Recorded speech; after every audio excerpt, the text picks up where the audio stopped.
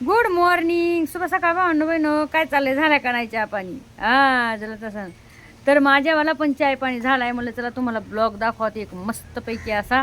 आणि आज आपल्या बेतामध्ये काय आहे तर मी तुम्हाला दाखवते. काल मी काही व्हिडिओ नाही टाकलेला, तर भाऊ बहीण बोलले की सांगितलं तुम्ही छान व्हिडिओ टाकतात. आणि हो, आपला जे मी ब्लॉग टाकला होता तो याचा काय याचा भांडे बिंडे धुत होते मी, धुणं धुत होते तो पण तुम्हाला खूप आवडला. काही लोकांनी कमेंट टाकल्या, सांगितलं असेच ब्लॉग टाकायचं आणि मी टाकीत राहीन तुमच्यासाठी, हो की नाही. तर चला आता आपण बेत काय केलं आहे आज. आता सकाळचे वाजलेत बघा आमच्याकडं किती वाजलेत, 10 वाजलेत. आणि आमचा सगळा स्वयंपाक वगैरे सगळं झालं आहे.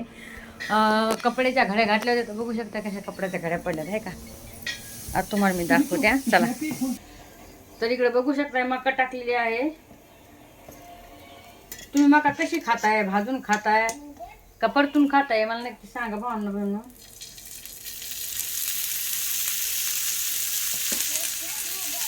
अशी छान लागते मला, अशी आवडते मी अशी. पण मी जास्त काय खात नाही बरं का, आपलं जास्त खाल्लं तर खाल्लं म्हणजे तशी आवडती मला खूप. पण काय करणार आता, नाही खाऊ शकत काही. तुम्हाला तर माहिती आहे मला सांध्या वाटे, त्याच्यामुळे मी नाही खाऊ शकत.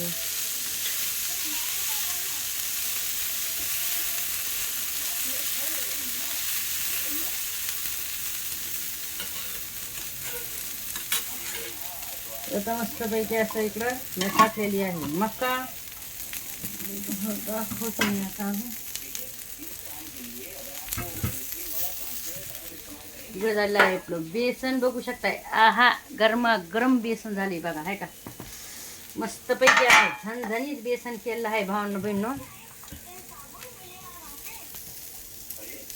आहे का. मस्तपैकी बेसन झाले. आणि आहे ना लाल मिरची चटणी वाटलेली लसणाची. इकडं बाजरीच्या भाकरी झाल्यात, ठेसा वाटलाय शेंगदाण्याचा. आणि छानपैकी आणि आज दिलंय आपल्याला दूध आणून दिलं एक जाणी, कच्चं दूध. त्याचं आपल्याला करायचं आहे खरबस. तर खरबसची रेसिपी टाकते मी तुम्हाला, मी कशी करते कशी नाही तुम्हाला दाखवते बरं का.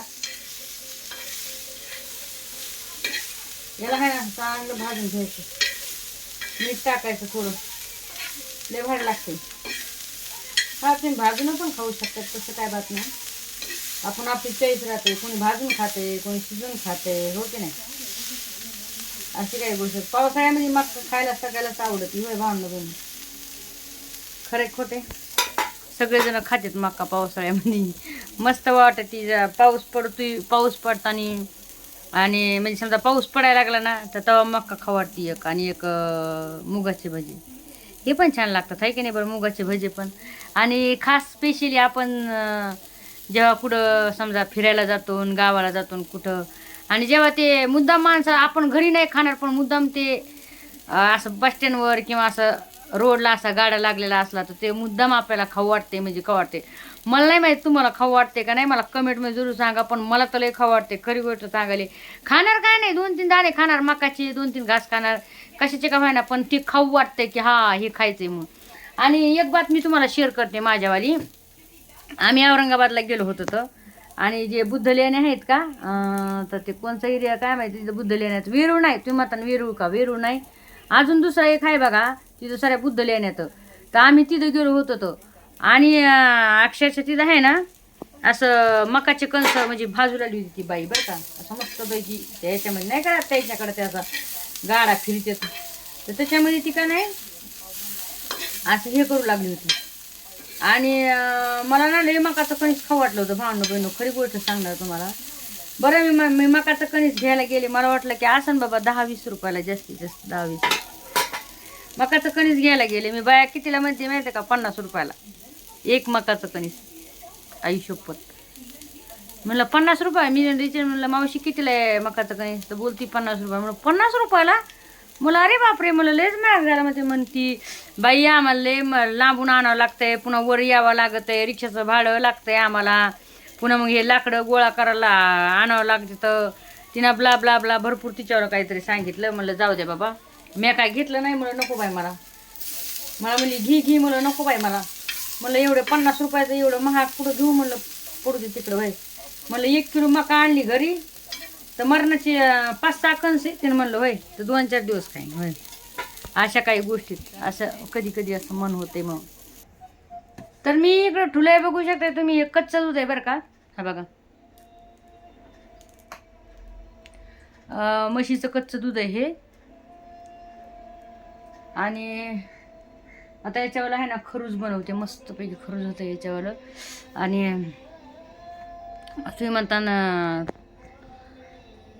कोणी म्हणजे असं प्रत्येक जण समजा कोणी वाफवून करतंय, कोणी असं पाण्यामध्ये समजा ते भुगणं ठुतंय मग त्याचे काप काप करतंय. पण जी मजा खाण्याची आहे का कोणी गूळ टाकून सैना करतंय. तर आम्ही काय तसं करीत नाही. म्हणजे पहिले केलं होतं एक बार मी केला होता व्हिडिओ पण टाकला त्याचा संगीता प्रोडक्शनवर. आणि ते काय तेवढी चवदार नाही झालं. मला चवदार लागलं नाही ते. म्हणून आम्हाला आहे ना हे असंच आवडते पहिल्यापासून. जेव्हा आम्ही लहान लहान होतो आई द्यायची करून. आमच्या घरी गाय होती आणि गाय जनली की मग ते दूध काढायचं, चिक काढायचं तिच्यावालं आणि मग त्याची खरूज करायची. आणि असं नाही की एकट्यानेच खायचं. तांब्या तांब्या तांब्या दूध गल्लीमध्ये द्यायचं. कच्चं दूध गाईचं द्यायचं म्हणजे देते. तर पहिला असं काहीतरी होतं भावनो बहिणू लय वेगळी म्हणजे हे होतं. सगळ्यांना मिळून मिसळून खात होते. आता नाही. आमची गाय जनली ना आमच्याकडं गाई होत्या. दोन गाई होत्या आमच्याकडं. नंतर घेतलेल्या. आधी तर गरिबीच होती. तुम्ही म्हणता की पहिल्या व्हिडिओमध्ये म्हणतेस की तुम्ही याला जात होती कशाला भट्टीवर जात होती तो बाबा फामाली. मग तुमच्या जो गाई कसं कुठून आल्या. तर नंतर तर गाई घेतल्या होत्या आम्ही 2 गाय कारवडी घेतल्या होत्या खाटकाकडून. म्हणजे त्या कापायला चालल्या होत्या पण माझ्या माईने घेतल्या त्या 2 छोट्या छोट्या होत्या कारवडी. आणि त्या नंतर मस्तपैकी मोठ्या झाल्या. आम्ही म्हणजे याला पण लावल्या होत्या समजा सांभाळणीला बरं का. तर मोठ्या झाल्या मग त्यांनी नंतर ना पिले दिले. आणि जेव्हा गाई जणायच्या ना आता कच्चं दूध आहे ना आम्ही तांब्या तांब्या महिमा तांब्या तांब्या सगळ्याला गाव म्हणजे गल्लीमध्ये जेवढे समजा 4-5 जण आहेत समजा तर त्यांना देऊन टाकायची तांब्या तांब्या दूध गिलास दूध. तर अशा काही गोष्टी असतात बघा भावनो बहिणू. तर आता आपलं मस्तपैकी खरूज व्हायला लागले. आणि तुम्ही कसे करतात मला नक्कीच सांगा. मी पहिलं पण केलं होतं ते गुळ टाकून. मला काय आवडलं नाही ते. असं याला हलवीत राहायचं. आता याच्या ना मस्तपैकी घट होईन बघा याच्यावालं. हे बघा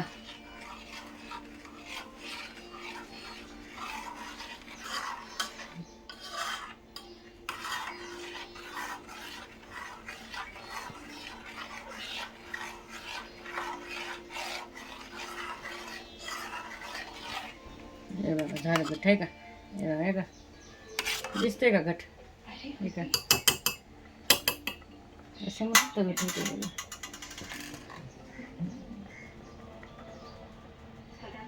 खायला पण खूप छान लागते.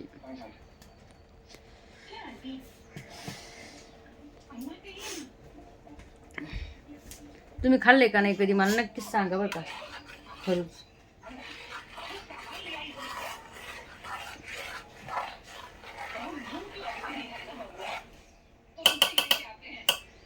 आणि अजून एक सांगणार की ते जे समजा दूध दिलं ना आपण तर जे समजा त्या तांब्यामध्ये कशामध्ये का गिलासामध्ये कॅटीमध्ये समजा दूध दिलं असं ना कच्चं गाईचं तर त्याची ती खाली नाही पाठवायच्या ती कॅन. काही का ना त्याच्यामध्ये गहू टाकायचे तांदूळ टाकायचे महिमा अशी करायची. म्हणजे जर समजा कोणी आम्हाला दिलं कच्चं तर महिमा तसं टाकून द्यायच्या. तर मला रात्री आणून दिलं हे ज्याने दिले समजा तर मग त्या कॅनीमध्ये मी गहू टाकून दिले. तर अशा काही गोष्टी असतात ते टाकावं म्हणजे देवा असं एक हे असते. तर कसा वाटला तुम्हाला आजचा ब्लॉग नक्कीच मला कमेंटमध्ये जरूर सांगा भावंडो बहिणो. आणि लव यू सगळ्यांना. काळजी घ्या.